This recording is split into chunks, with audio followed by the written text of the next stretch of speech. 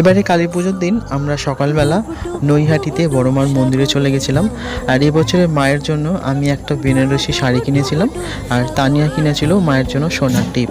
তো কোন দোকান থেকে আমরা কি কিনলাম আর কেমনভাবে পুজো দিলাম সেটাই তোমাদের ভিডিওতে দেখাবো। শুধু ভিডিও করে কোনো কিছু কাজের কাজ করে না।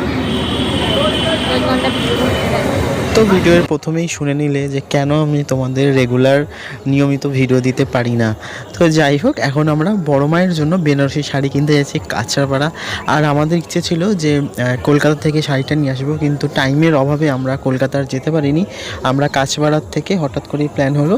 আর এইবার আমাদের ইচ্ছে ছিল যে জোয়ারদার থেকে আমরা যে নতুন যেই মলটা হয়েছে সেখান থেকে আমরা শাড়িটা কিনবো।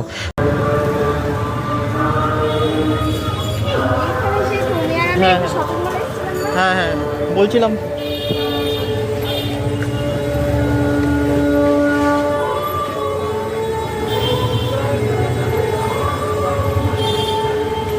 আস্তে আস্তে আস্তে।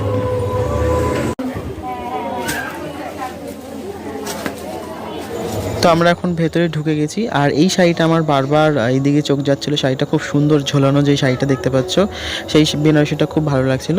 তো যাই হোক, এখানে কিন্তু অনেক ধরনের শাড়ি, তোমরা বিভিন্ন ভ্যারাইটিসের শাড়ি কিন্তু তোমরা পেয়ে যাবে।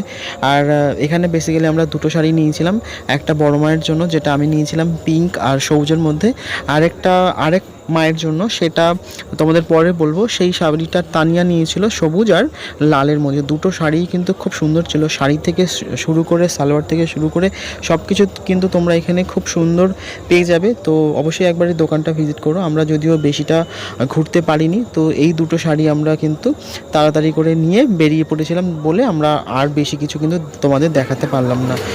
তো এবারে আমরা চলে যাব সোজা বাড়ি, এবং তারপরে কালী পুজোর দিন আমরা ভোরবেলা কি করলাম, কিভাবে মায়ের মন্দিরে গেলাম সেটা তোমাদের দেখাচ্ছি। হ্যাঁ চলো। তো এটা হচ্ছে কালী পুজোর দিন সকাল না ভোর। আমরা 4টের সময় ঘুম থেকে উঠে ফ্রেশ হয়ে নিয়ে তারপরে মদনপুরে যাচ্ছি ট্রেন ধরার উদ্দেশ্যে। তো এখন দেখো রাস্তা একদম জনশূন্য, যদিও কিছু ঘন্টা আগে এখানে কিন্তু খুব ভিড় ছিল, কারণ ঠিক তার আগের রাতেই এখানে দেবশ্রী রায় এসেছিলেন। তো পুরো লোকারণ্য ছিল। এখন কিন্তু পুরো ফাঁকা, আকাশটাও কিন্তু ভালো করে পরিষ্কার হয়নি। আগে নয় না পড়লে নিজেকে দোষ দিতে পারতাম, এখন তো না পড়লে তোমারই দোষ দিতে হতো। যেখানে এক জায়গায় যাচ্ছি রানাঘাট লোকাল প্ল্যাটফর্ম ক্রমাঙ্ক 1 पर आ रही है। অনুগ্রহ করে শুনবেন গাড়ির সংখ্যা 3171 আপ নৈহাটি রানাঘাট লোকাল 1 নম্বর প্ল্যাটফর্মে আসছে।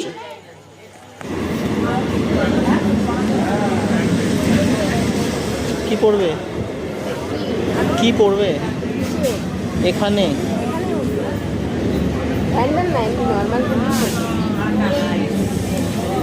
বুঝলাম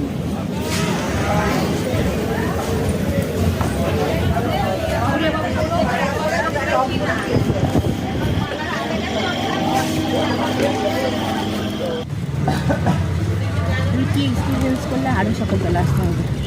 হ্যাঁ না, আমি তো তোমায় বলছিলাম, তুই আর বলে না 6টা ট্রেন ধরবে বলেছিলাম। আমি তো বলেছিলাম, আমি তোমায় বললাম না যে তখন গেলে হবে না, সেই লাইন পড়ে যাবে, আরও আগে যেতে। এমনিও পড়বে, তবে এর থেকে আগে আসা আমাদের সম্ভব ছিল। সেটাই তো কথা। আরে সকালবেলা উঠে ওই স্টেশন পর্যন্ত এসে পৌঁছাতে তো হবে। তাহলে নৈহাটিতে নেমে মায়ের মন্দিরে যাওয়ার জন্য আমরা রিক্সাতে উঠে গেছি।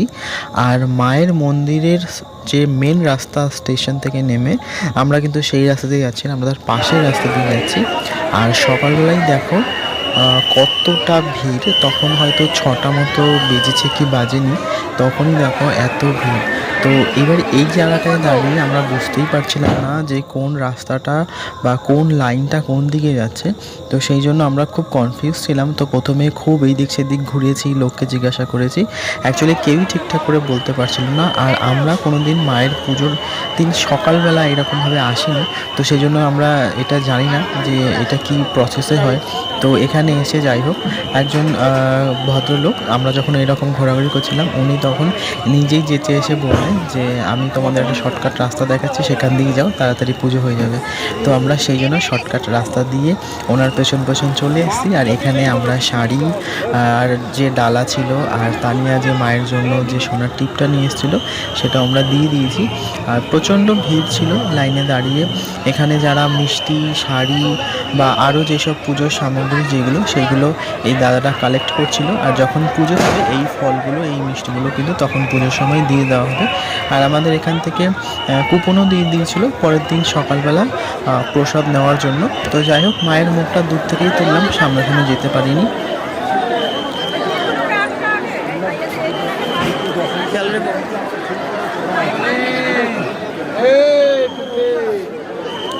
আর এই দিকে তো সকাল থেকেই ডন্ডি কাটা শুরু হয়ে গেছে, সকাল থেকে বলা ভুল, রাত থেকেই শুরু হয়ে গেছে।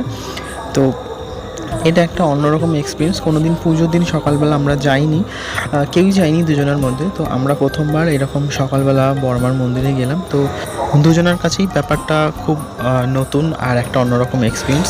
যেহেতু আমাদের পুজো দিতে দিতে অনেকটা দেরি হয়ে গেছিলো, প্রায় তখন 6:30 মতো বেজে গেছে। তো সেই জন্য আমরা কিন্তু মায়ের দর্শনটা আর সামনাসামনি করতে পারিনি। তোমাদের জায়েন্ট স্ক্রিনে যেটা দেখায় সেখান থেকেই তোমাদের দেখাচ্ছি।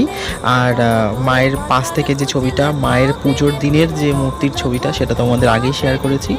আর তো যাই হোক, মোটামুটি আমাদের পুজোর দিন সকালটা কিন্তু খুব সুন্দর কেটেছে, একটা পজিটিভ চারিদিকে ভাইবস ছিল। তো সেটা নিয়ে কিন্তু আমাদের দারুণ কেটেছে সকালটা।